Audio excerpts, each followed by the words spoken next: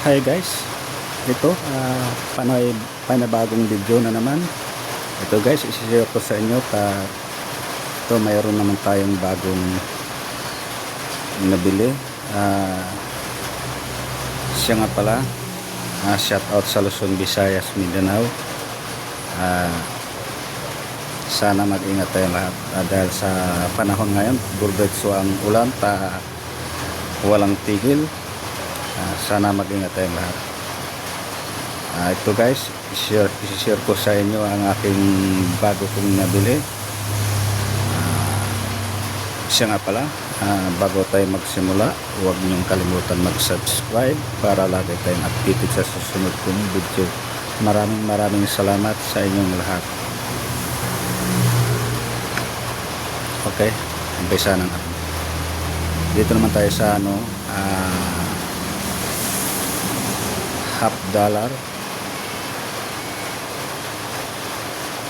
Ito guys, $1/2 Liberty in God We Trust. Ito guys, gawa sa 90% silver, $1/2. Mga ganitong mga coins guys, talagang hindi tinatanggihan. Ito guys, 1956, 1964 pababa, yun po ay binibili. Kahit hindi collector, yun po ay binibili dahil yun po ay isang gawa sa silver. Sa mga collector guys, mga ganito hindi talaga tinatanggihan. Okay, next tayo. Ito naman guys, 1963, vintage na rin siya, In God We Trust. Sa taas niya naman is Liberty.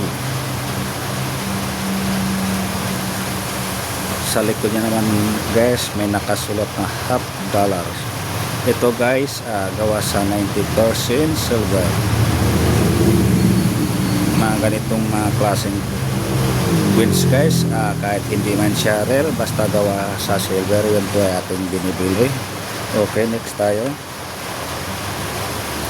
Dito naman tayo sa pera ng Pilipinas. Ito guys, 1921, United States of America. Ito guys, pera ng Pilipinas, 50 centavos.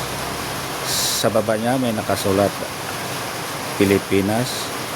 Ito guys, gawa lang sa 80% silver, pero maskin ganun ang kalidad niya, iyon pa rin ating binibili dahil siya ay isang gawa sa silver. Dahil ngayon mga ganitong coins ay paunti ng paunti dahil ay tinutunaw, ginagawang kwintas, sing-sing. Pero pagka mga rare na coins guys, ayun talaga ang may presyo. Ito guys, 1921. Okay, next tayo. Ito naman guys, 1903, no mint mark, United States of America, 1903. Ito guys, 50 centavos pa rin, pero mas malaki siya. Ito guys, mas malaki, 50 centavos, 1903. Makikita nyo guys, itong isa guys maliliit, pero parehas silang 50 centavos, maliliit. Ito guys, 80% silver. Ito namang malaki guys, 1903, 90% silver. Mas malaki siya, pero parehas siyang 50 centavos. Pareha din siya ng pira ng Pilipinas. Ito guys, 1903. Ito ang 90% silver. Ito naman yung 80% silver. Okay, next tayo.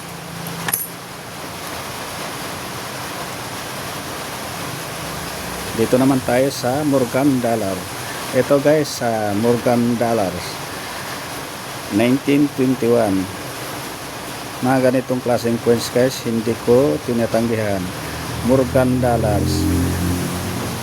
Iba yung mayroon din iba na 1921 yung tinatawag nila na peace dollar.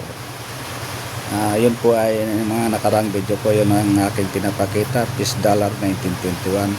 Ito naman guys, 1921, ito yung tinatawag na Morgan dollar. Pareha ang disenyo ng mga 18th century, pero ito guys 1921. Ito guys gawa sa 90% silver.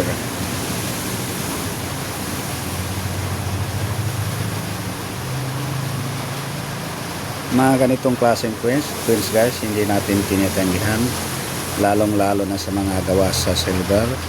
Ito guys, $1 United States of America, in God we trust. Okay, next tayo. Dito naman tayo sa Liberty. Ito guys, bago pa lang, in God we trust. Bago pa lang, 1999.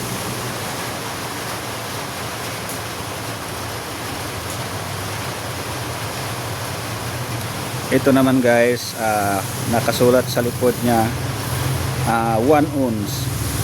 1 ounce fine silver, $1. Ito guys, $1. Ito yung matataas na kalidad na silver. Ito guys, nasa 24 karat silver.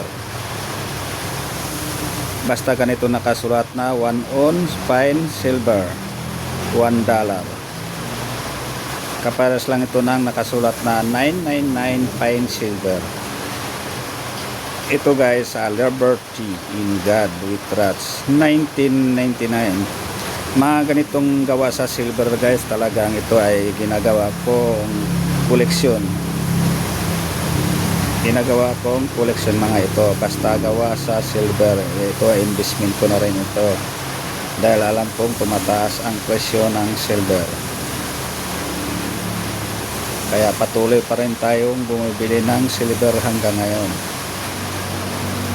Siya nga pala, shout out sa Luzon, shout out sa Santander, Cebu. Shout out din sa Puerto Princesa, Palawan. Shout out din sa Nabutas, Malabon. Mabuhay tayo. Okay, next tayo. Dito naman tayo sa kakaibang $half. Ito guys, yung mga nakasulat ng ng ibang $half, ibang $1. In God we trust. Ito naman guys, nakikita nyo guys dito sa baba, trust in God. Ang nakasulat niya guys is trust in God. Sa baba naman nakasulat ng USA. Sa taas niya naman ay may nakasulat na Liberty, trust in God ang nakasulat. Hindi kagaya ng ibang mga nakasulat sa ibang mga coins ng United States, in God we trust. Ito naman, trust in God, USA. Ito guys, ang nakasulat sa likod niya is bago pa lang, 2003. Sa taas na naman ng 2003 may nakasulat na 1/2 ounce. Nakikita nyo guys, 1/2 ounce fine silver ang nakasulat niya. May tapos sa taas naman sa gilid may nakasulat na $5. 5 lang ang nakasulat. Sa makatuwid kalahati siya sa piso. 1/2 ounce fine silver. Sa baba niya 2003. Nakikita nyo sa taas 1/2 ounce 999 fine silver. Ito ang 999 fine silver guys. Ito ang matataas ang kalidad ng silver, 24 karat silver. Bago lang siya 2003 pero mataas ang kalidad ng silver. 1/2 ounce 999 fine silver.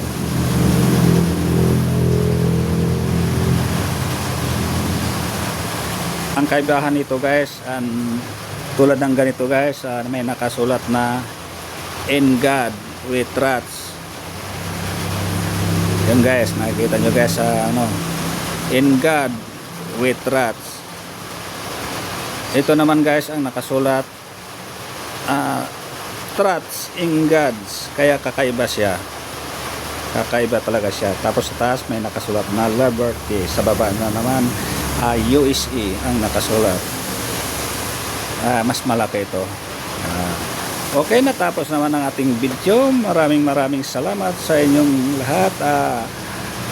Salamat sa hindi nagsasawa sa panonood ng video ko. Maraming salamat sa inyong lahat.